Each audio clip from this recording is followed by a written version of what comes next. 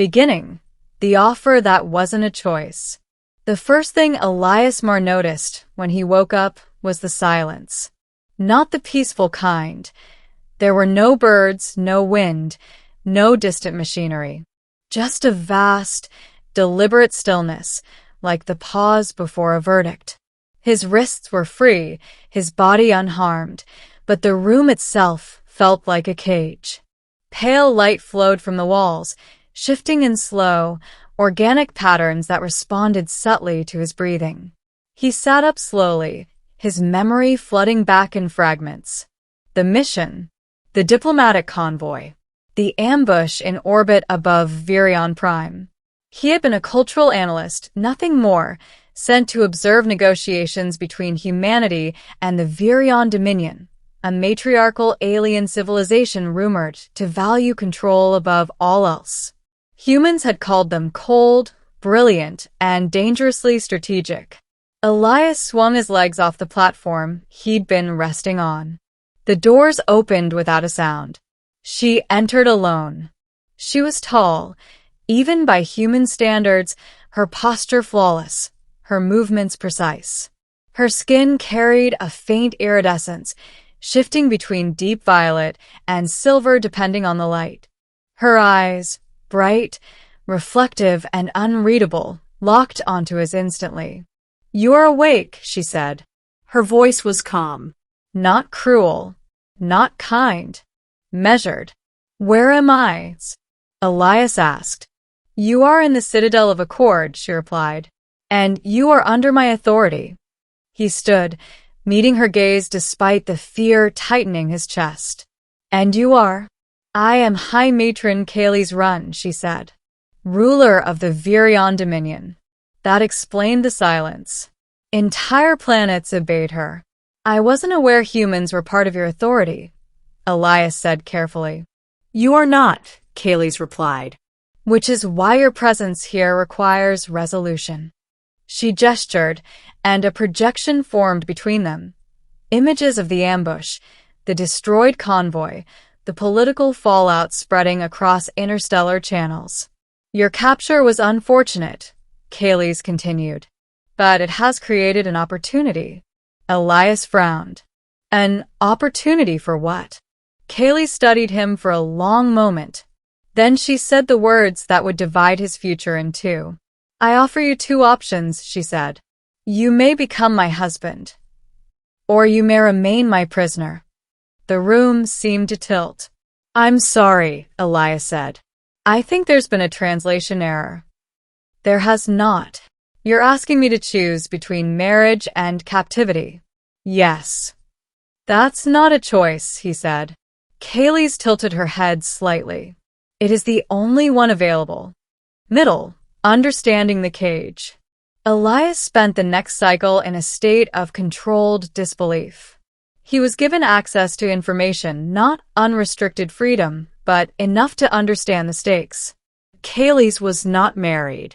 In Virion society, a high matron ruled alone unless stability demanded otherwise. And stability was failing. Factions within the Dominion questioned Kaylee's long-term strategy of peaceful expansion. Some wanted conquest. Others wanted isolation. A binding union with a human, symbolic, strategic, unprecedented, would silence many of them. A prisoner, on the other hand, would be leverage. "If I refuse both?" Elias asked during their second meeting.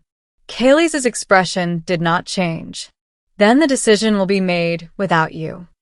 He paced the chamber, frustration burning. "You're using me as a political tool."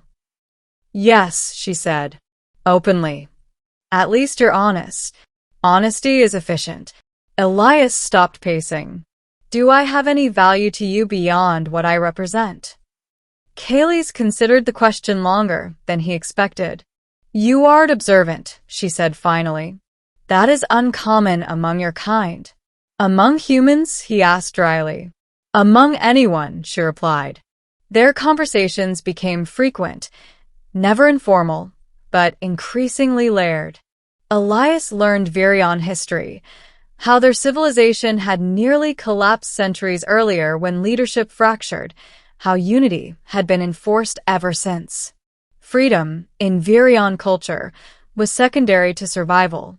"You don't believe people can be trusted with choice," Elias said once. "I believe choice is dangerous when outcomes affect billions," Kaylee's replied. "And love?" he asked before he could stop himself. She looked at him sharply. "Love is irrelevant." But later, alone, Elias replayed the way her voice had shifted, just slightly. As days passed, the Citadel no longer felt like a prison. But it didn't feel like a home either. Guards never touched him. Doors opened when he approached. Yet the option remained looming. Husband, prisoner, symbol or captive. One night, he found Kaylee standing alone on a balcony overlooking the planet's glowing cityscape. "Do you hate me?" he asked. She didn't turn. "Hatred is inefficient." That wasn't the question. Kaylee's faced him. "I do not hate you." "Then why make this so cruel?" Her eyes softened, for the briefest moment. "Because mercy destabilizes authority." The truth, why he was chosen, the truth came not from Kaylee's, but from a hidden archive Elias accessed accidentally. He had not been captured at random. He had been selected. Years earlier, during early diplomatic simulations, Elias had authored a controversial analysis suggesting that Virion rigidity would eventually lead to internal collapse, not from rebellion, but from stagnation. Kaylee's had read it. She had remembered his name. "You knew who I was," Elias said when he confronted her. "Yes," Kaylee's admitted. "So, this was never about convenience." "No," she said. "It was about compatibility." He laughed bitterly. "You don't even believe in emotional bonds." "I believe in balance," she replied. "And you disrupt mine." That confession hung between them. Elias stepped closer. "If I choose to be your husband, what happens to me?" "You would gain status, protection, influence. And if I'm your prisoner?" "You would remain alive," she said. "And silent."